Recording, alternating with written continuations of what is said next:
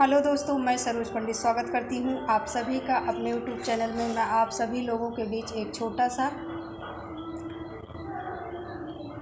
विवाह में जिस समय बैठते हैं खाना खाने, जेवनारी गीत सुनाने जा रही हूं। आशा करती हूं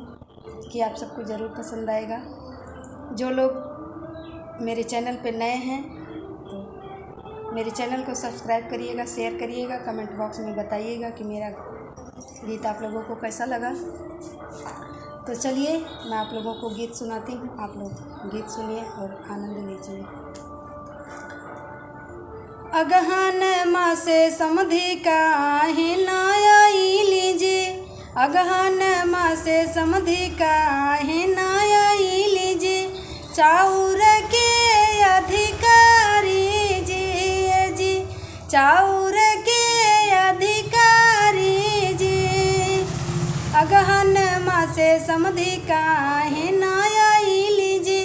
अगहन मासे समधि काहे ना आई लीजिए, चाउर के अधिकारी जी, चाउर के अधिकारी जी, सोने के लोटा गंगा जल पानी हो, सोने के लोटा गंगा जल पानी हो, आईना समधि पाँव पखारी जी, आईना समधि पाँव पखारी जी, अगहन मासे समधि काहे ना आई लहो,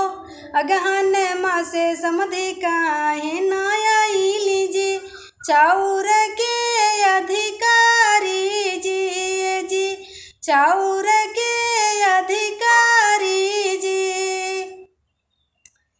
चारी ओरियन पातल पारी हो गईले, माड़ों के बीचे पातल पारी हो गईले, बैठी ना समधि जांघे जोरी जी,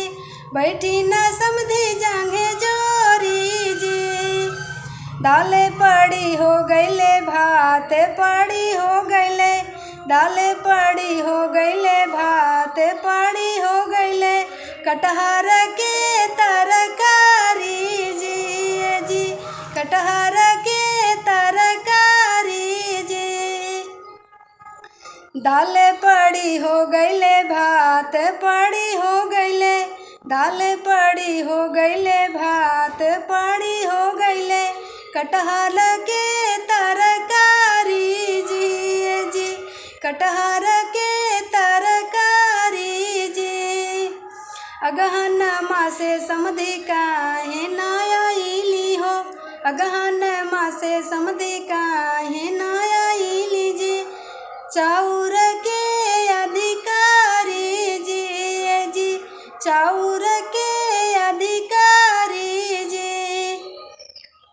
तो हेलो दोस्तों, ये गीत कैसा लगा कमेंट बॉक्स में ज़रूर बताइएगा। मिलती हूँ किसी नेक्स्ट वीडियो में किसी नए गानों के साथ। तब तक के लिए बाय दोस्तों।